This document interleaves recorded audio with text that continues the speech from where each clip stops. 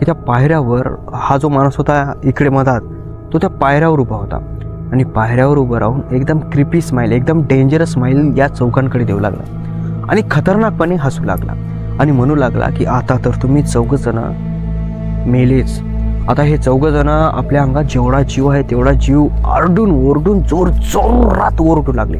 आता याचा आरडाओरडा बघून बाजूच्या रूममधले जे 6 जण होते ते पटपट बाहेर आले आणि यांना हात लावल्याच्या नंतर हे चौघजण शांत झाले आणि त्यांच्या रूममध्ये जाऊन 10 जण बसले.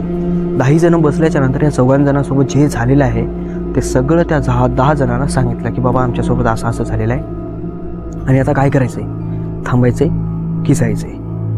आता 10 जणांपैकी इतक्या सगळ्या गोष्टी ऐकल्याच्या नंतर थांब असं कोण म्हणणार.